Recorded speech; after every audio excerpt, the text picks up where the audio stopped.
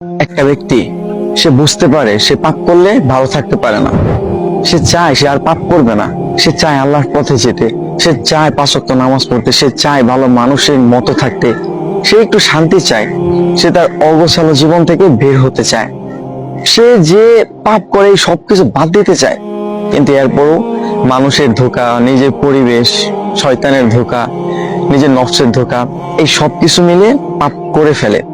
জানেন, এরকম অনেক ব্যক্তি আছে যারা এই অবস্থার মধ্যে আছে যে সে পাপ করতে চায় না, সে পাপের মধ্যে যেতে চায় না, কিন্তু এরপরও নফসের ধোঁকা, শয়তানের ধোঁকা, আজে বাজে মানুষদের সাথে মিশে বিভিন্ন ধোঁকায় পড়া, এই সবকিছুর কারণে সে পাপ করে ফেলে, সে ভুল করে ফেলে।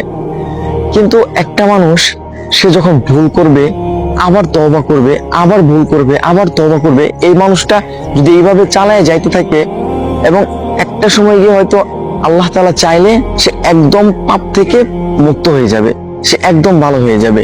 একটা সময় সে একদম পাপ ছেড়ে দিবে। একটা মানুষ সে পাপ করতেছে, কিন্তু সে যে পাপ করতেছে এটা সে ভাবতেছে না, এটা ভুলটাকে সে ভুল মনে করতেছে না, পাপটাকে সে পাপ মনে করতেছে না।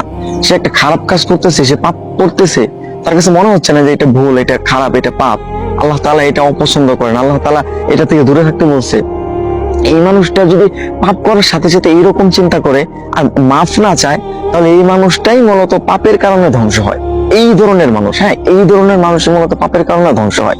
কিন্তু যেই মানুষগুলা পাপ করে আবার আল্লাহ তাআলার কাছে মাফ চায়, সে পাপের জন্য তওবা করে, সে আল্লাহ তাআলার দিকে ফিরে যেতে চায়, এই ধরনের মানুষ ইনশাআল্লাহ একটা সময় গিয়ে সে ধীরে ধীরে ধীরে ধীরে যখন পাপ করে আবার আল্লাহ তাআলার কাছে মাফ চায়, তখন এই যে তার এইভাবে চলতে থাকে, তখন না সে একটা সময় গিয়ে বুঝতে পারে যে আসলে পাপ করার যে খারাপ প্রতিক্রিয়াগুলো আছে সেইগুলা কি। প্রত্যেকটা পাপ আর প্রত্যেকটা খারাপ কাজের বাজে একটা প্রভাব আপনার জীবনের উপর পড়বেই পড়বে। সুতরাং আপনি পাপ করতেছেন, আপনি ভুল করতেছেন, আপনি ভালো হতে চাচ্ছেন, এইটা একটা ভালো অভ্যাস যে